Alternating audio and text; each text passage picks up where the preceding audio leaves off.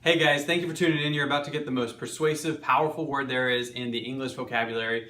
This is the word that's really going to change your life at work. It's going to make your managers, your colleagues listen to you. It's going to make your boyfriend or girlfriend listen to you. So without further ado, let's just talk about what the most persuasive word is not. The most persuasive word is not, it's not money. It's not that three-letter word we do in bed. It's not even the word because. How many times have you heard that research as a fad a while ago about, hey, if I just say, hey, because, let's do this because I want to do that, people will listen to you.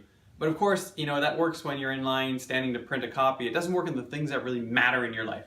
So we're going to talk about what is the most persuasive word, something I found while doing research for my second book. And the word is actually going to be surprising, but then I'm going to give you 3 ways why it's so powerful. All right, ready? Most persuasive word in the English language, ladies and gentlemen, is the word. Yeah. Can you believe it? Ta-da! It's that simple. You are the most persuasive word in the English language. You is the most persuasive word in the English language for multiple reasons, right? So let's just talk about number 1. Reason number 1 why you is so powerful is because when we walk into our manager's office, we're often like, hey, I got this great idea. I think we should do this, and hey, it'll help me this way, and I can work better. Your manager's like, I don't care about you. Frankly, this is why we always fail. Is we talk about our ideas as if they matter to anybody else, but they don't. What matters to our manager is what matters to the manager. So you might walk in and you might say, hey, I've got this great idea. It's an idea that will really change your team. It'll make you look great. It'll give you a bonus that you're looking for. We can increase the revenue for your department, whatever it is, but it's about you, not me, right? Number 1 reason why. It's the most convincing persuasive word.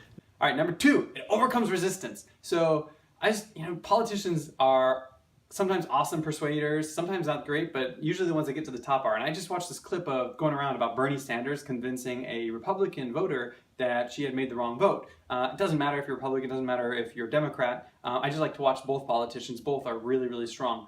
But Bernie Sanders, right, he talks to this woman and he's like, so why did you vote Republican? And the woman's like, I don't want to, I voted Republican because I want to care about Medicare and all these things. And Bernie Sanders, he didn't want to reject the woman, so he said, I hear you. I hear that you really care about Medicare. And she's like, oh, and you could just see her whole body like tense down, and her starts nodding her head, and you're like, wow, suddenly she's open. So Bernie Sanders starts to talk about why his platform, or why the Republican platform is not going to help her. Right? Again, it doesn't matter if you're Republican or Democrat because the Republican political people do this to the Democrats as well. So, but it just happened to be a clip going around, and after a minute, basically Bernie Sanders convinced this person to vote, Democrat. So just acknowledging them. In fact, Oprah Winfrey said most people that she interviewed, they just cared about one thing. They just wanted to know, did you hear me? Did you see me? Show them that you did by saying, hey, I hear you, and you overcome the resistance. All right, number 2. Number 3, you is clearly the most powerful word. So have you ever walked into a meeting room, right? You got this great idea and you share it. You're met with silence. Like nobody listens to you, right? So, and then somebody else has the stupidest idea and they get up and they talk and everybody listens to them. Because they got a lot of power and you don't, at least in that situation. You're kind of the runt of the group for whatever purpose. And how do you change that? Well, you is the most powerful word. The most powerful people are always focused on other people. So think of an interrogation, right? Who is the light pointed at? It's not pointed at the interrogator, it's pointed at the person being interrogated. They're the one without power. The interrogator's got the power.